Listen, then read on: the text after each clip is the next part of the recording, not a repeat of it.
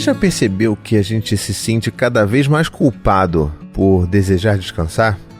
Já percebeu que a gente está cada vez colocando mais responsabilidades e ações e atividades nos nossos próprios fins de semana, que deveriam ser nos lugares que a gente descansaria? Qual que é essa paranoia por trás de uma glamorização de uma produtividade que visivelmente não é saudável para cada um de nós? Será que tem alguma questão que a gente possa resolver de uma forma mais saudável?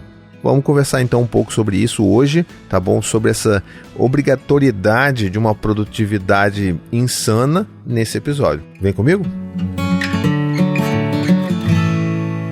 Oiê, tudo bem com você? Eu sou o Thiago Queiroz e esse é o podcast Pausa para Sentir. Seja muito bem-vindo. Esse é um podcast que é um cantinho seguro para a gente conversar sobre as emoções, tá? É um convite que eu faço para você aí, para dar uma paradinha e sentir. E a gente já está muito dentro desse tema do episódio de hoje, porque assim, se eu peço para você dar uma paradinha para sentir, a gente já se sente agoniado porque a gente não está em tese produzindo nada de eficiente para a comunidade, para a sociedade, para os nossos empregos, né, para os nossos empregadores. Então, vamos passar por cima disso tudo e vamos fazer uma pausinha para sentir?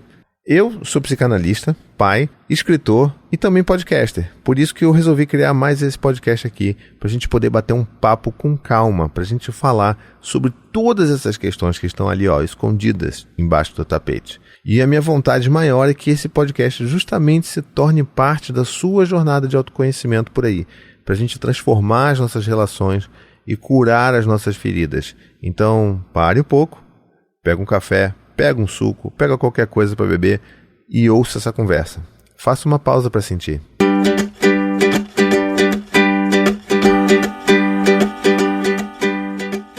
Então, esse episódio ele veio a partir também de um e-mail, olha só que legal. Tá vindo e-mail pra caramba, tô muito feliz. Então continue mandando seus e-mails, porque eu fico muito feliz de saber que tem tanta gente querendo compartilhar suas angústias e pedir suas ajudas aqui, né? Então, que bom que você tá mandando e-mail pra mim. Então, se você tá ouvindo aí e nunca mandou ainda, tem alguma questão, vai lá no Pausa Pra Sentir, podcast@gmail.com e já deixa ali, sua mensagenzinha. Não precisa ser textão, pode ser texto curto, como é o caso do e-mail de hoje, da Marinalva. Sim, um outro nome inventado. Sim, eu costumo inventar nomes diferentes. Talvez para me complicar na memória? Talvez, mas enfim, é a Marinalva que mandou o e-mail hoje. Olá, Thiago. Primeiramente, eu gostaria de dizer que estou amando o podcast, estou amando receber esse abraço quentinho toda terça. Poxa, eu fico muito feliz, Marinalva, é a minha intenção maior, tá? Poder mandar um abraço quentinho em forma de áudio. Eu queria, na verdade, sugerir um tema sobre a obrigação de ser produtivo o tempo todo. Todos os dias somos inundados nas redes sociais por pessoas que são muito produtivas em todos os âmbitos, né? Na parentalidade, nos estudos, na profissão, e você acaba se sentindo culpado por estar ali rolando o feed ao invés de estar produzindo algo. Se sente culpado por colocar um filme para o seu filho na TV ao invés de estar construindo um foguete com ele. Enfim, eu me considero uma pessoa muito produtiva e me sinto culpada quando não sinto vontade de fazer mais nada. Ao meu ver, essa cobrança de ser muito produtivo o tempo todo se intensificou na pandemia e ainda perdura. O que você acha? Um grande abraço. Pois é, minha querida Marinalva, essa questão eu acho que... Eu tento concordar com você, tá? Eu acho que ela se intensificou, na verdade, de uma forma muito grande dentro da pandemia. Mas isso sempre aconteceu, isso sempre foi assim e talvez esteja piorando cada vez mais, muito também por conta das redes sociais, tá? Então assim, na real, a produtividade ela é um delírio neoliberal, né? Porque assim, ela busca tornar todo segundo de vida que a gente tem para fazer algo obrigatoriamente produtivo, né? Ou seja, a gente se sente culpado quando a gente tira uma folga, porque a gente quer fazer alguma coisa produtiva no fim de semana, né? Eu não posso simplesmente só viver aquele fim de semana ali com as pernas pro alto, ver uma TV, sei lá, fazer um passeio. Não, eu preciso pensar em fazer algum curso no sábado de manhã, porque o sábado de manhã tá livre. Tá livre para quem? Porque você poderia estar também descansando. Isso é uma coisa importante, sabe? E aí vem sempre aquele pensamento que corrói a gente por dentro, que é aquele lance de dar conta de tudo, sabe?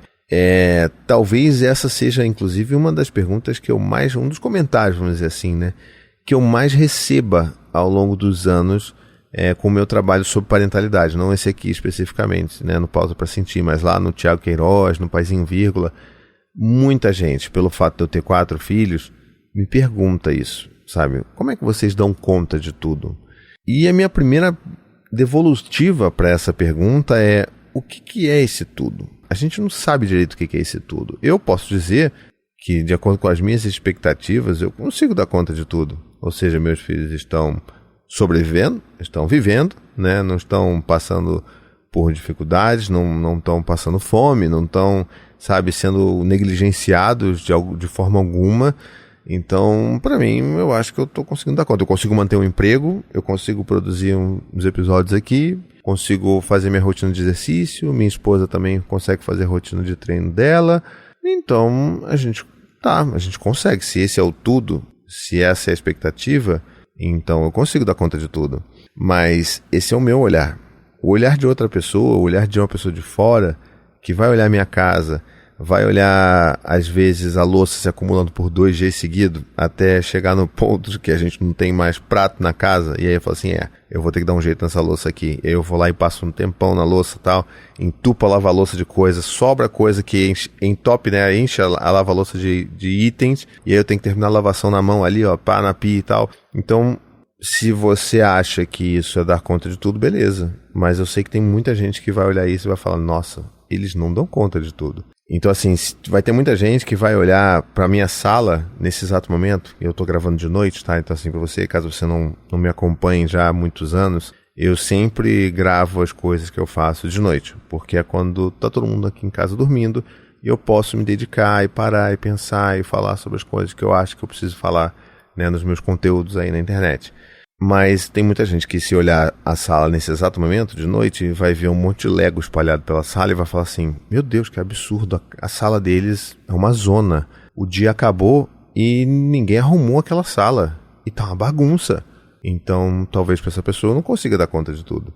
Então, essa que é a questão principal quando a gente fala sobre esse dar conta de tudo. É entender primeiro o que você considera esse tudo. E, principalmente, passar por esse processo que a gente passou aqui de começar a flexibilizar, a ser um pouco mais relaxado, não no sentido negativo que as pessoas dão, mas de relaxar um pouco, de afrouxar um pouco as nossas cobranças internas, sabe? Essa coisa do, eu tô muito cansado, minha esposa tá muito cansada, a gente não vai conseguir arrumar essa sala para amanhã. Então amanhã de manhã, quando eles acordarem, eu vou arrumar com eles e tá tudo bem. Porque vai bagunçar amanhã de novo, sabe? Então, tá, a gente arruma amanhã. Por quê? Não, mas você não poderia fazer, já que você tá aí gravando? Sim, eu poderia arrumar. Mas eu vou gastar todo o meu finzinho de energia arrumando aquilo dali e provavelmente eu não ia conseguir gravar isso daqui com a dedicação que eu gostaria de dar. Então amanhã de manhã a gente arruma. Então eu acho que a gente passa por esses desafios, vamos dizer assim, que começam inclusive nas nossas infâncias, né? Quando enfiavam a gente em 1000 atividades paralelas. Eu não sei quanto a você, mas a tendência que a gente vê das crianças aí, elas fazendo milhões de atividades, é futebol, é natação, e vai fazer curso de inglês e também vai fazer logo um curso de espanhol para garantir logo, sabe, o futuro dessa criança. E essa criança começa a absorver da gente e da rotina na qual ela está inserida que não fazer nada é ruim, que não fazer nada é digno de vergonha. Ou seja, se você não gera valor, se você não está aprendendo, não está se desenvolvendo, não está fazendo alguma coisa de útil para a sociedade, você automaticamente tem o seu valor questionado. E isso tem impactos muito grandes na formação da criança, e a gente pode começar direto, por exemplo, falando sobre o entendimento do ócio, do lidar com o ócio, lidar com essa sensação de não ter nada para fazer. E eu sentia muito isso quando era criança, eu tenho certeza que você, quando era criança, também sentia isso. Então, a gente aprender a lidar com o tédio é uma habilidade muito importante, porque ajuda a gente a controlar a ansiedade ao longo da vida, né? Então, assim, é aquela coisa de, não, eu preciso que isso aconteça agora, eu preciso fazer alguma coisa agora. Então, saber lidar com o ócio, com o tédio, é muito importante nesse aspecto. É também importante porque é no ócio que as ideias vêm, por exemplo. Então, tanto que as pessoas usam esse termo, né? Ócio criativo. Então, assim, tem muita coisa que a gente impede as crianças, que nos impediram, inclusive, enquanto crianças, que a gente pudesse ter esses tempos. Por quê? Porque os nossos pais estavam muito preocupados em fazer com que nós fôssemos produtivos também quando crianças.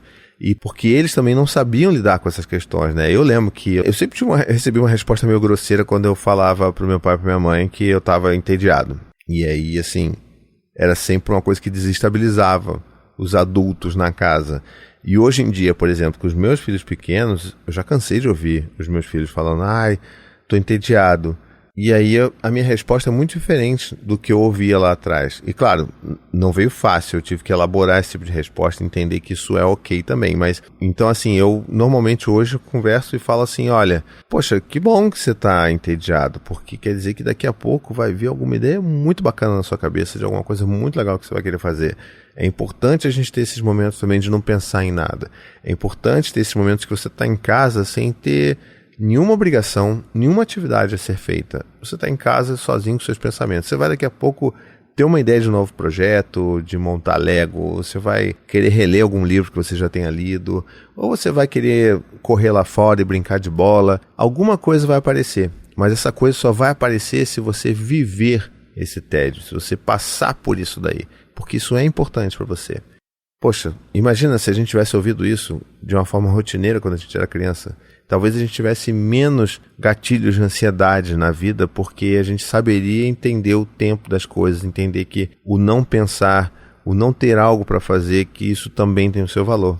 E aí, assim, esse reflexo, né, ou seja, essa questão que acontece com a gente desde a nossa infância, quando a gente chega na vida adulta, isso se transporta, obviamente, para o trabalho, né? Ou seja, se eu não faço algo que vai gerar valor ao meu emprego, né, à minha empresa, ao meu empregador, então, assim, eu não tenho valor, eu não valho nada, eu não sou suficiente, eu não vou ser bem visto pelos meus colegas de trabalho, eu não vou ser bem avaliado pelo meu gerente nos ciclos de avaliação de performance, eu não vou ganhar mais salário, a minha carreira vai estagnar. Então, assim, tem toda uma estrutura que meio que força a gente a estar sempre pensando em fazer mais.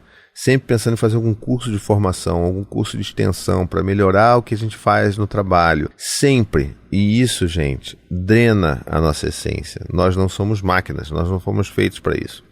E por mais que talvez você esteja aí pensando assim, poxa, mas isso daí tá tudo bem, é só uma questão de trabalho, isso não é toda a minha vida. Se você parar para pensar e observar com muita atenção, você vai ver que isso ocupa todas as esferas da sua vida. Porque normalmente você está pensando assim com relação ao trabalho, mas quando você está almoçando, você não está mais simplesmente almoçando. É muito raro ver alguém simplesmente almoçando hoje em dia, ainda mais durante o horário de almoço do trabalho. Eu sei porque durante muito tempo eu fiquei observando ao meu redor. As pessoas achavam estranho eu ficar olhando as outras pessoas almoçando, sim, mas eu precisava ver como que aquilo também acontecia comigo, como que eu precisava dar um ponto, dar um basta nessa situação da minha vida. E por que eu estou falando isso? Porque hoje em dia, você não simplesmente para almoçar. Você, enquanto está almoçando, você talvez esteja atualizando o feed do seu Instagram, olhando o feed do seu Twitter, ouvindo um audiolivro, assistindo uma série, lendo um PDF de algum livro, de algum texto importante que você achou. Normalmente, a gente está fazendo isso. A gente não está simplesmente almoçando. E eu convido você, tá, a tentar fazer um almoço desse que você só esteja almoçando e percebendo as pessoas ao seu redor. É uma experiência muito esquisita, porque assim, a gente não se lembra mais como é que faz isso. A gente fazia isso quando a gente era criança, porque não tinha mais literalmente nada para fazer enquanto a gente almoçava. Mas, tirando inclusive, assim, é claro, a questão da TV, né? Porque isso acompanha a gente desde a nossa infância. Você está ali almoçando em frente à TV, você não percebe aquilo que você está comendo, você não cria consciência sobre o que você está ingerindo.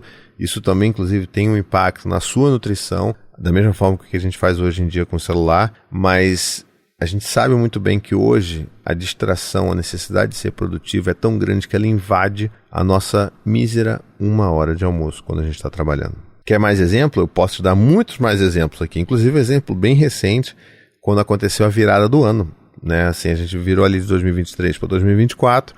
Eu fiz inclusive um episódio, né, sobre resoluções de ano novo, para a gente tentar pegar um pouco mais leve com a gente, né? Mas assim que o ano virou, eu comecei a ver pipocar aos montes nos meus stories, nos perfis que eu sigo, nas pessoas que estão aí falando sobre atividades físicas, o tal desafio dos 150 dias ou o desafio dos 200 dias. Então, antes de eu falar como que eu fico indignado com isso daí, eu vou explicar o que significa. A ideia dessa meta é que a gente consiga garanta uma meta em que a gente consiga frequentar a academia e fazer exercício físico até chegar àquela quantidade de dias durante o ano inteiro. Então, 150 você se compromete a fazer 150 sessões de musculação da atividade que você faz dentro do ano de 2024, né, que é o ano que a gente está falando aqui agora. Ou 200, são 200 dias que você vai fazer exercício físico. E por que isso é tão complicado na minha visão? Porque a gente está transformando, de novo, uma coisa que deveria ser prazerosa, deveria ser um momento de autocuidado, de você estar com você mesmo, dependendo da atividade que você está fazendo, né? Mas você está também trabalhando não só o seu físico, mas a sua mente, que você acaba, na verdade, transformando isso numa meta, numa gamificação. E aí você agora não vai simplesmente só fazer exercício físico, você vai praticar no seu appzinho ou num papelzinho a quantidade ali exata de quantos dias você precisa treinar naquele ano. Aí minha pergunta se você fizer os 150 dias, sei lá, muito antes do ano acabar, você vai parar de ir para a academia? Se você não conseguir, por diversos motivos, você vai 2 vezes na academia até o final do ano para tentar compensar? Também não vai. Mas pelo contrário, você vai se culpar e fazer com que você se sinta muito mal por não ter conseguido atingir aquela meta que você estabeleceu lá no início do ano. Então, para que a gente faz isso?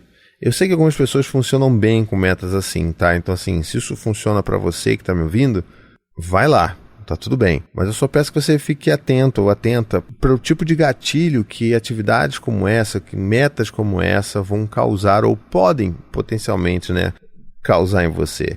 A gente está falando aqui de exercício físico, que é uma coisa que deveria ser prazerosa na maioria das vezes. Eu sei que tem gente que odeia academia e vai por questão de saúde, beleza.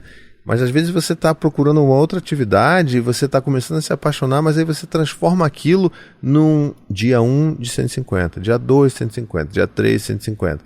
E assim, é assim como eu falei lá no início, né, no meu episódio de resoluções de ano novo. Metas tão longas assim, elas se tornam extremamente abstratas para a gente, não fazem o menor sentido para a gente não vai conseguir. A gente não tem noção, né? Eu vou fazer 5 vezes por semana aqui, durante esses meses aqui, mas o que isso vai fazer? Será que lá na frente eu vou ter que fazer mais, vou ter que fazer menos? Vou ter que fazer conta agora para saber o quanto que eu preciso fazer?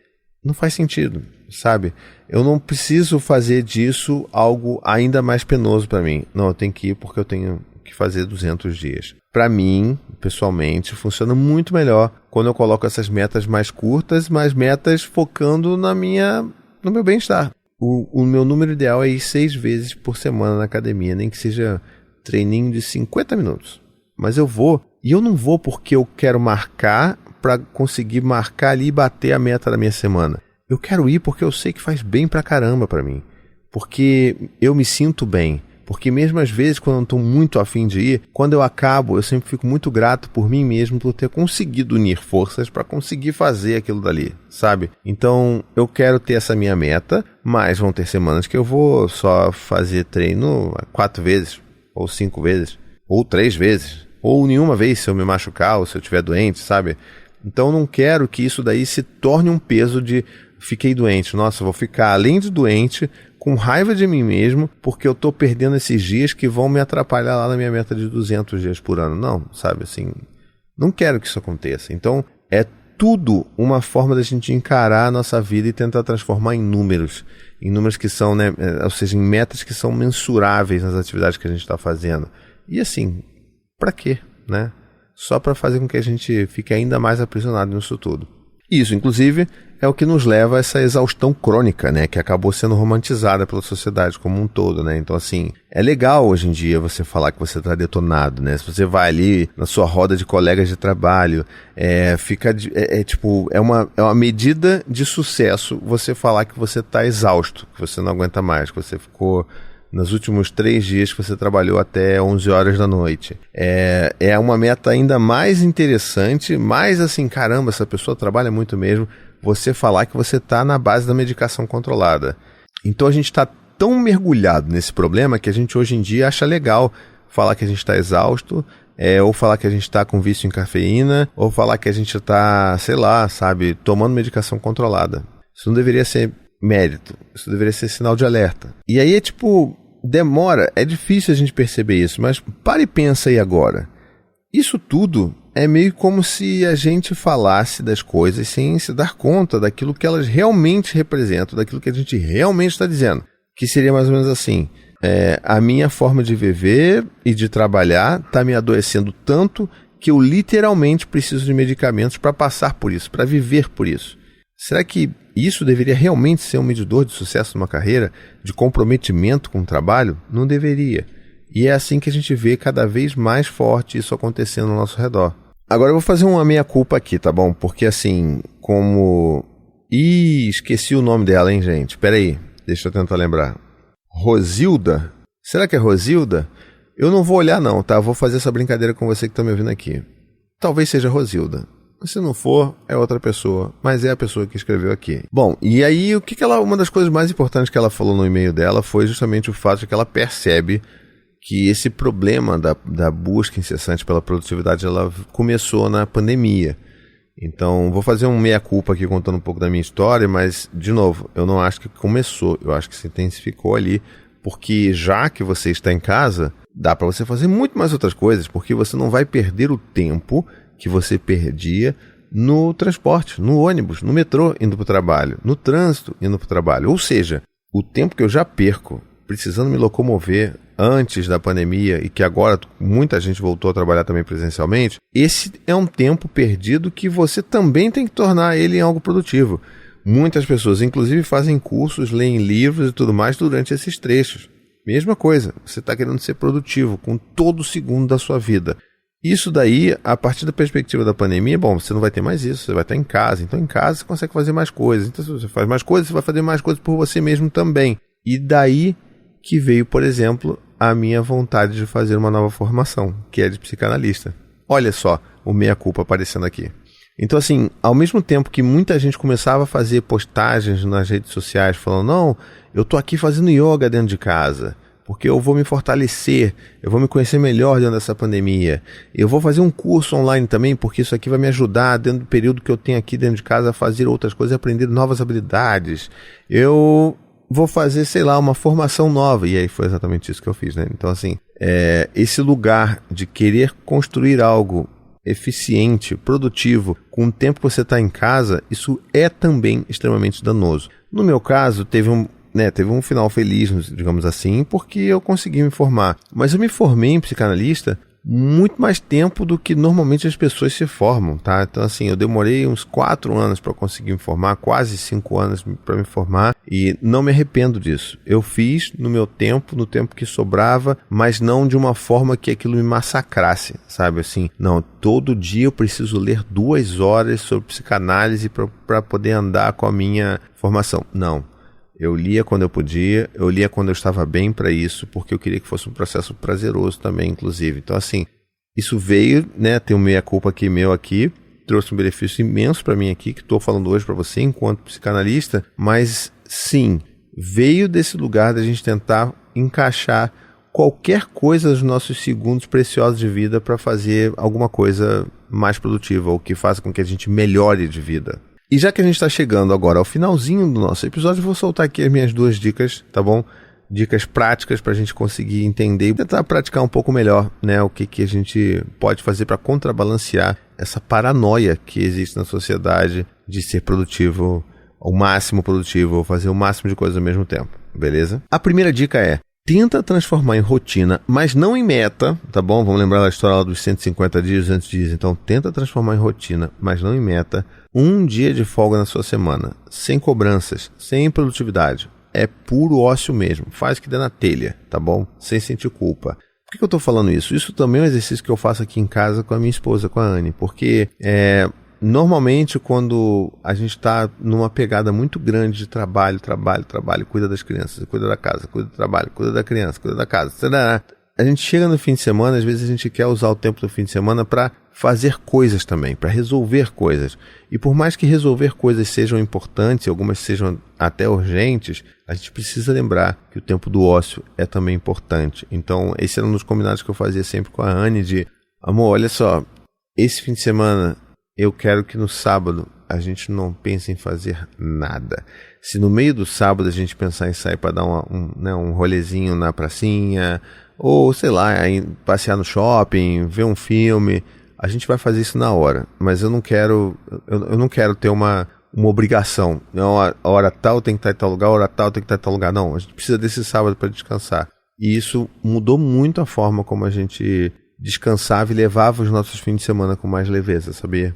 Então a minha dica para você é essa: tenta pegar um dia da sua semana e faz com que ela seja de fato sem nada, sem produtividade, sem nada. Deixa a vida te levar nesse dia. Faça algo puramente por prazer, não para controlar, não para atingir uma meta, né? No meu caso, por exemplo, durante um bom tempo eu não conseguia assistir nada, né? TV, não fazer nada, tá? Mas assim que eu comecei a organizar um pouco melhor a minha rotina, até por conta dos treinos que a Anne fazia e que eu fazia, começaram a sobrar uns períodozinhos ali de 1h30 de noite, depois que eu chegava da academia, né? Que eu chego em casa umas 10h30 da noite na academia, e se eu não tenho nada para gravar nesse dia, eu vou ficar ali provavelmente até meia-noite acordado para deixar o corpo descansar também. Então esse períodozinho aí me passou muito pela cabeça fazer muitas coisas, como por exemplo ler livros, fazer cursos, assistir vídeos educativos, porque né, eu estava naquela ansiedade de tentar fazer disso também algo produtivo, ou seja, minha última hora do dia também precisava ser produtivo. Até que me veio esse estalo e eu falei, não, eu vou fazer alguma coisa por mim mesmo, eu vou fazer uma coisa que eu queria muito fazer. E o que eu queria muito fazer? E sim, já adianto que eu tenho gostos duvidosos, tá bom? Que o que eu queria fazer era reassistir a série The Walking Dead.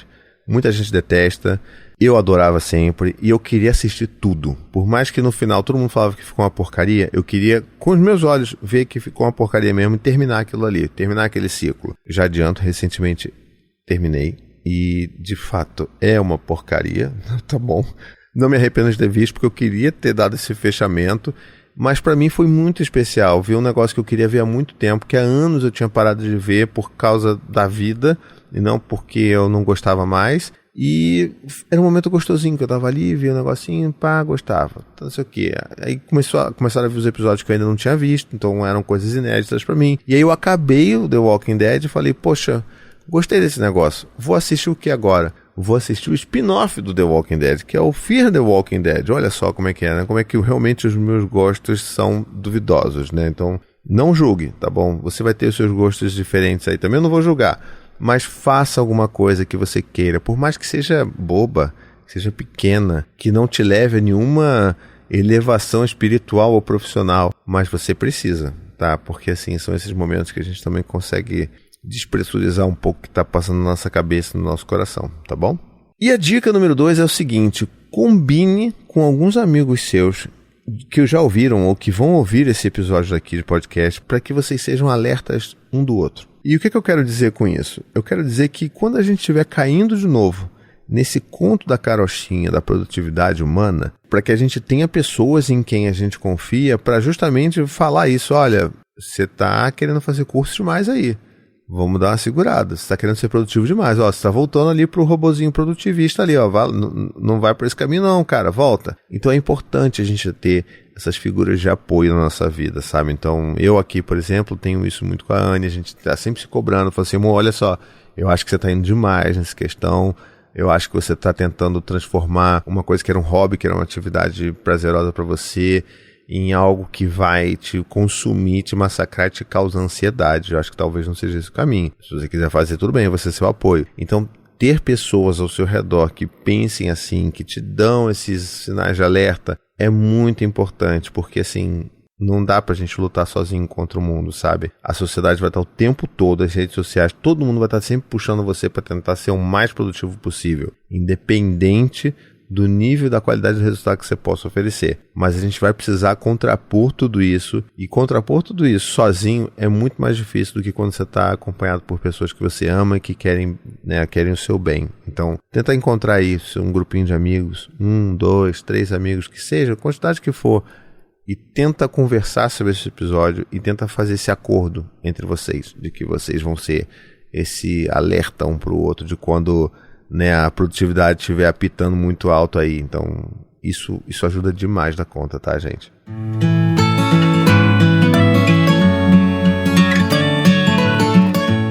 Pois bem, chegamos ao final de mais um episódio. Espero que você tenha gostado dessa conversa aqui. Peraí, deixa eu agradecer aqui a nossa ouvinte que mandou o e-mail. Rosilda. Eu acho que é Rosilda, hein? Eu tô achando que eu tô ficando bom nessa memória aí desses nomes diferentes. Mas enfim, espero que você tenha gostado. Espero que essa dúvida da Rosilda também seja sua, porque assim, eu me identifiquei bastante com o e-mail, mesmo que tenha sido um e-mail curto, o e-mail que a Rosilda mandou. Mas eu me identifiquei muito, porque eu acho que isso vive, assim, isso pulsa nas nossas vidas de uma forma tão grande e que às vezes a gente nem se dá conta, que eu acho que é importante a gente parar e conversar sobre isso também. Para que a gente não fique glamourizando cansaço, glamourizando vício em cafeína. E olha, eu faço outra meia culpa aqui no finalzinho do episódio, tá? Eu sou viciado em cafeína. Muito embora eu reconheça isso, eu sei que isso é um problema. Mas eu sei que isso é uma forma que eu tenho também para conseguir ficar acordado tanto tempo que eu preciso ficar acordado no dia. Mas é um problema. Então reconhecer que é uma questão, reconhecer que é um problema, já é um primeiro passo, tá? Então eu espero que essa conversa tenha ajudado você de alguma forma, tenha te dado algum insight por aí. E se de fato te ajudou, fez sentido pra você, me ajuda a divulgar esse podcast por aí. Manda pros seus amigos, manda pras suas amigas. Dá aquela piramidada básica lá, mostrando pras pessoas, olha, bom, vou pegar 3 amigos aqui, ó. Olha aqui isso aqui tá muito legal essa conversa. Olha, depois eu quero conversar com você sobre isso. Pega ali, ó, umas 3 pessoas. E aí, quem sabe a gente consegue chegar a cada vez mais pessoas e tentar ajudar todo mundo a refletir de uma forma mais consciente sobre esses dilemas da nossa vida adulta, tá bom? Se você gosta muito desse meu trabalho, você também pode me acompanhar nas redes sociais. Então vai lá no Instagram, no @pausa pra sentir podcast, tem muito conteúdo lá a partir dos episódios que eu faço, então vai lá que você vai gostar, tá um negócio bonitinho. Também tem o meu @pessoal, que é o @Thiago Queiroz, então vai lá, também me segue, você vai ver um pouco mais da minha família, um pouco das coisas que eu falo em termos de parentalidade, não apenas de vida adulta, então lá também tem bastante coisa legal para você. E por fim, se você quiser mandar sua mensagem para mim, participar desse podcast com a sua questão, com a sua história, você pode ir lá no pausaprasentirpodcast@gmail.com e mandar sua história, tá bom? Então até a próxima semana, um beijo e fique bem.